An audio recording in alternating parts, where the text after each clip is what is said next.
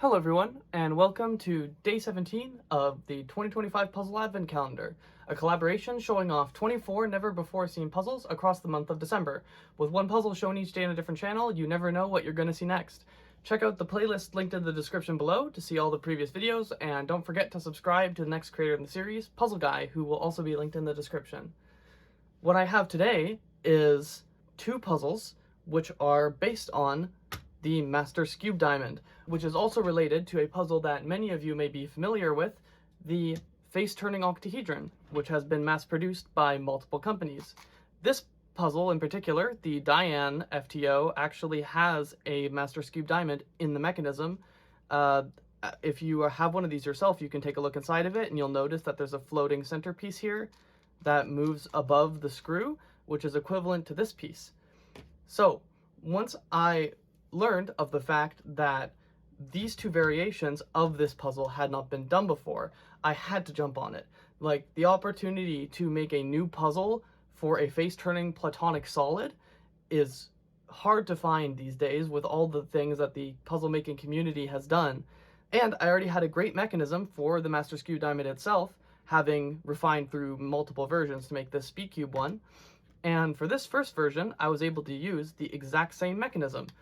This one was a bit more tricky, which I'll get into a bit later because of how it looks and what was required to get it to look like this.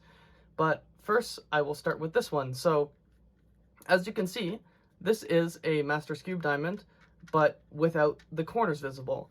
Mechanically, it still has them. As you can see, mid-turn, those corners become visible, but they are not part of the solve. So it turns quite well considering the interesting shape of the cuts. These are hyperbolic cuts, same as the type that are used on this.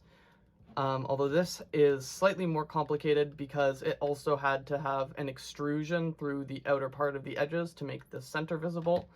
And like this one, this puzzle also features fairly decent corner cutting, though it of course does suffer reverse corner cutting in this area due to everything meeting at a sharp point like this, but I chose to keep it that way to preserve the aesthetics of the puzzle. I felt that making this corner super rounded and exposing the inner corner was not a good idea. I'm very happy with how it turns, and I can do here a simple algorithm to switch the centers as a bit of a demonstration there of how you can get some pieces to move around on that. So I'll leave this one here for now, and we'll go to this one. So this is actually maybe my favorite one, at least in terms of the idea of solving it. However, to have these centers be so large and not be covered up by these pedals, because as you can see here, this center is held in by these pedals here. I had to change the mechanism, and this center is now inset, which allows it to have this nice face pattern where the pedals are effectively fully hidden, the corners are fully hidden, and you just have these edges and these centers. And this one is far easier to solve. Overall, I'm quite happy with how these turned out. This one turns quite well. It does not finger trick quite as well as I would like, but it's still pretty good, and it's gotten better the more I've used it. But of course, since most of the pieces are hidden and the mechanism is different than the other ones that I've tuned, it's not quite so easy to refine it and troubleshoot what's wrong. I'd have to make like a normal version of it to diagnose that. But it's a fun solve, feels very approachable. You could probably give this to someone who's less experienced with puzzles, and in not too much time they could figure it out. And that could maybe help be an easier introduction to puzzles like this or this. Of course, also the regular FTO is a nice puzzle to try out if you haven't. When I originally recorded that introduction section, I actually hadn't decided the names for these yet, so I'm just jumping in here to introduce you to the names of these puzzles. This one is the FTOctadot, and this is the Master Skewb Star. This one is, of course, inspired by the circular center presentation and the term FTO for the typical FTO puzzle. And that's also meant to clarify how this turns using the name, because it's not immediately obvious looking at this how it turns. This could easily have been corner turning if you didn't know, and in fact I do believe a variation that looks like this but is functionally a 3x3 that does the corner turns does exist. And this one is inspired by using the naming convention of master Skewb diamond, but instead replacing diamond with star based on the face pattern, and also on the naming of the Radiolarian 11. Shout out to the Puzzle Makers Discord for helping brainstorm names for these. I was having some trouble thinking of some, and I'm very happy with the one that I ended up settling on. Before we go on to the solve section, I just want to mention that as of this video, my Etsy store is now open, and these puzzles and many more are available. The link will be in the description, and all my puzzles are made to order, so it might take a bit depending on what you order and when you get the order in. But yeah, feel free to take a look if you're interested, and let's get on to the solve section. So for the first solve, we're going to look at the FTOctadot. So this one is, of course, the easier of the two, and there are some things to know about how this works. But first, I'm going to do a scramble and solve, and then I'll explain those details. Scrambling this is quite easy. After you do a few moves, it already looks quite scrambled, and at this point I'm not sure that I'm really making much more of a difference. So we're gonna go ahead and start solving now. So this is a situation where, like with the typical FTO, but even more so because there are no corner pieces, you need to memorize the color scheme. I don't actually have the color scheme that well memorized, so I am referencing my other FTO out of frame. That way I don't accidentally make any color scheme blunders. So I've got the first face done, and then it's just a simple matter of getting the second layer edges in. So I'm going to start with the orange ones, which go between the purple and blue. So that's the first one. Here's the second one's right here, so we're going to grab that, bring it up into the top layer, which is how I like to move these pieces around, and then put this in here, over here, move this up, put that there, move that back down, and now we have the purple and red section to do next right here. So that'll be the green face, I believe. I actually can't see it from on the other puzzles from the angle I have them at, but I'm pretty sure this is correct. Yep, that's right. So we're going to go ahead and insert that. So now we got the greens done there of the second layer, or whatever you want to call it. Next is the gray face. There we go. That's done. And look at that. We have all the edges solved. Now this is perfect because we have a non-trivial center step. Now I'll explain what can happen in this situation. It is not that unlikely to get a situation where all the centers are just solved after you complete the edges. I've had that happen the first time I solved it, actually. And then the other possible cases are a 4 swap, which is actually 2 swaps, but I just call it a 4 swap because that's what that case effectively is, and not a cycle, but a swap, and it's impossible to have only 2 switched.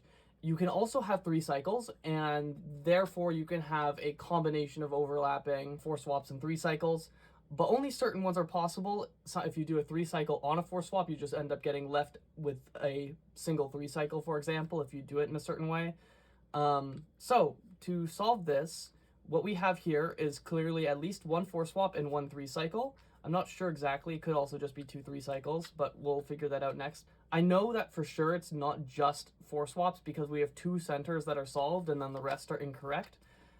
Which is not a situation that would happen with 4 swaps. So what I can do is, if I want to switch these 2 pieces here, I can go, I believe this would be a sledgehammer.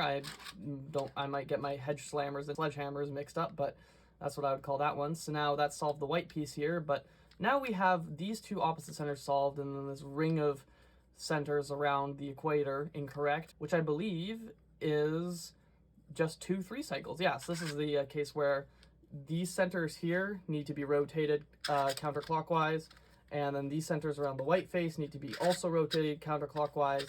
And the way you do this, it's basically the exact same as a Pyraminx edge 3 cycle algorithm. You just go ahead and do this, and the direction you turn the U face is the direction that you will cycle your centers. And there we go, we got those 3 fixed. And then here we have the same thing, so we're just going to do that algorithm again.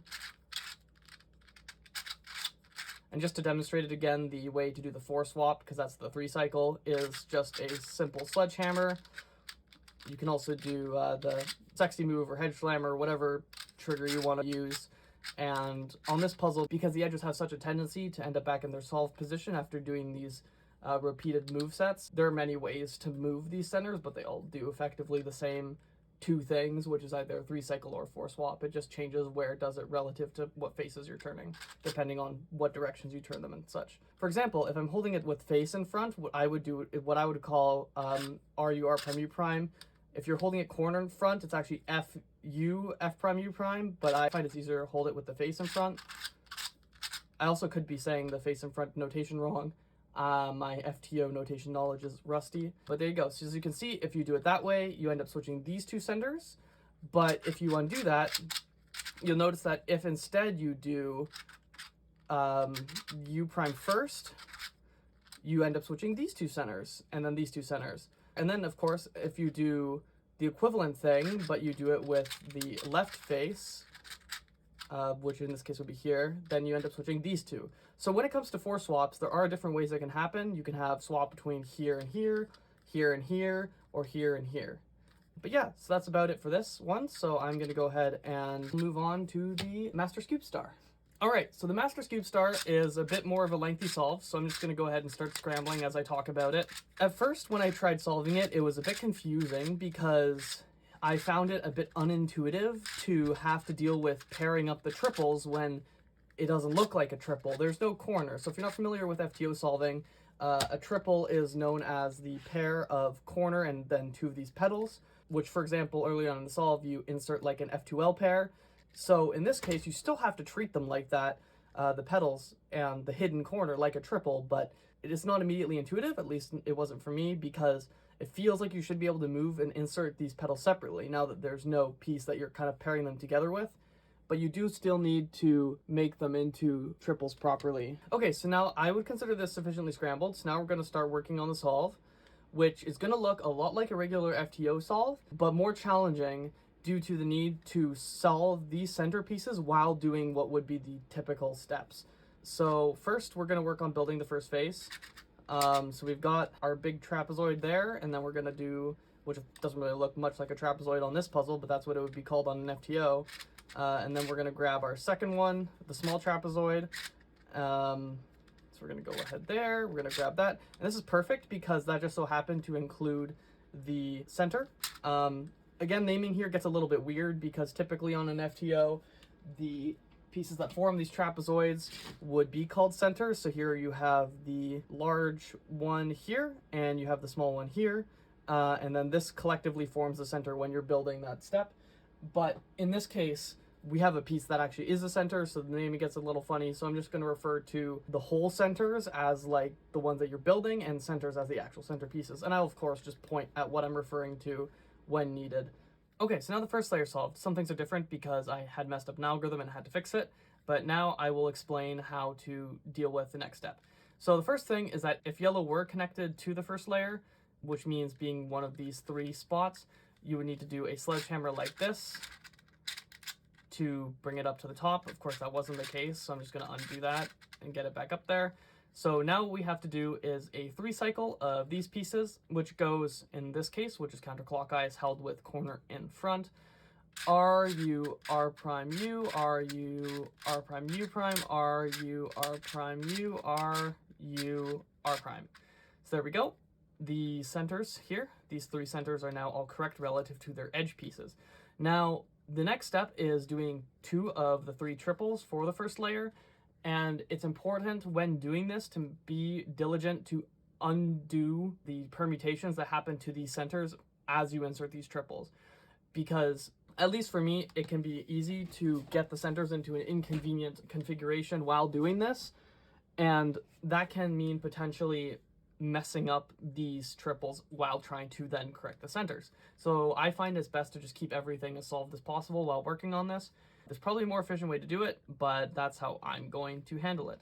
So first thing I got to do is I got to find the triple that I want to make to insert. So we could do blue-purple because we have blue-purple up here.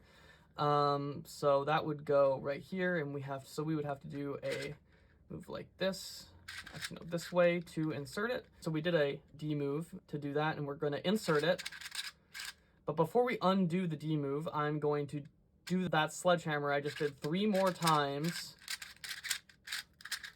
because that undoes the change to the centers that happens when you do 1 sledgehammer. Now I can undo the D move I did, and then it's time to move on to the next triple. So let's see, we could do red, blue, or red, purple. We do not have either of those nicely set up for us, unfortunately, which means we're going to have to pair one up. But red, purple seems pretty attainable by doing a U-turn there. And then it's already positioned correctly too. So we can just go ahead and do that. And then I'm going to, again, sledgehammer 3 times. And that's the second triple in. So next, after that, we do the centers. And by centers, in this case, I mean actually what would typically be called the center building stage in an FTO solve. Once again, this is made trickier by needing to keep these actual center pieces in the correct positions as you solve it, or to solve them into their correct positions. In this case, we're going to start by working on the orange face, and we have a small trapezoid here already solved, but that's not actually what we want first. We need the big trapezoid. So we need to get the purple edge here in position relative to the blue one, but this petal is actually not in the correct place that it needs to be relative to it to be helpful. So first thing I'm going to do is I'm going to fix that, and I'm also making a point to undo any center permutations that happen while doing this, which in this case would look like just doing a U-turn here. So a lot of the time when doing these steps, it is basically just doing what you would usually do and undoing turns that are setup moves afterward, because not doing that is what ends up messing up the centers. It's kind of like solving on a puzzle that has center orientation built into it, like a super sticker 3x3 or something. Obviously it's not exactly the same, but it's kind of like that. So we now have, as we can see, we have the large trapezoid of the orange face fixed, and now we need to build a small one. So that's gonna involve building up that bit there, and then we need this to be pointed downward, and then put it like that, and then insert, and then there we go. Because we had the center already paired up with the petal, now the whole trapezoid was inserted along with the center, and this face is complete. As we can see here, if we check with this section, the color scheme is correct. So now we just have to solve the last center block, and then we're good to go. So the next face is going to be the green face. So we're going to have to start off by, of course, once again, building the large trap for this. So I could bring the green-purple edge in here if it's set up right for it, which it isn't, which means I'm going to perhaps try bringing in the red one. That one also is not set up correctly. Okay, so we're going to need to take advantage of this petal we have already here to fix that up, and then make it possible to insert the edge with the petal along with it. So that should be good. There we go. So we got our large trapezoid here, this bit here, and now we need the small one. So that's going to look like setting up this piece like so. And then we want to make sure that we get the center paired up with it first. So I'm actually going to go ahead and grab this. I'm going to reorient it, and then I'm going to do that so that we have a petal without the center paired first, because it seems easier to do this when you insert the petal with the center paired with it last. In fact, that's probably the way you should be doing it. So now we just need to orient the green face, and then we'll be good to go for the next step. So there we go. Green is oriented properly, and then if we orient the white face, there. Now all that we have to do to complete the first layer is the last triple of it. Once again, making sure to keep the center solved while doing that. So here we're going to go like that. We're going to insert that last triple that we just made by moving the U layer to align the blue and red petals. And then I'm going to do the sledgehammer once again 3 more times, and then undo that turn of the white face and also the turn of the yellow face. And now we're at the last 3 triples. So the goal here is to solve the yellow face and then see what we end up with the petals on these sides. So this is a part of the solve where I kind of just do it by feel until it ends up working out. So I'm going to start by flipping effectively one of these, by also flipping one that has 2 yellows. That way we can end up in a situation where we have 2 that are oriented incorrectly, because the hedge slammer, I believe it would be in this case, flips 2 of the triples. So we want to make it so that 2 of them are flipped by taking advantage of the triples with no orientation. So now if we do a U-turn like that, we have a situation where two of them are oriented wrong and then the one is correct. So if I do it here with the two oriented wrong on my right hand, the yellow side is solved, and the centers here can be fixed by just doing a triple sledge. And then we have a pedal permutation case here, which can be solved with this algorithm, which is actually quite similar to a 3x3 PLL algorithm, I believe, though I don't remember which one it's called. And that's it. So that is the Master Skewb star solved. Bit of a longer one, but it's certainly a fun challenge and more of a unique experience than the typical Master Skewb diamond or FTO than I expected.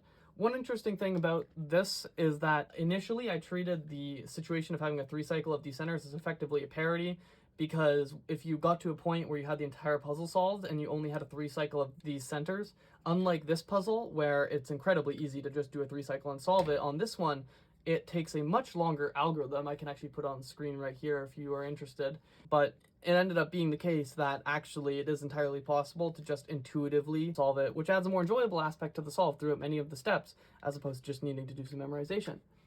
So that about wraps things up for this episode of the Puzzle Advent Calendar with the Master Skewb Star and the FTOctadot, both puzzles based on the Master Skewb Diamond. I hope you enjoyed. Thank you so much for watching. And once again, make sure to check out the playlist linked in the description for all of the other creators' videos, the channel whose video is coming next, and also my Etsy store if you are so inclined. And have a great rest of your day. Bye-bye!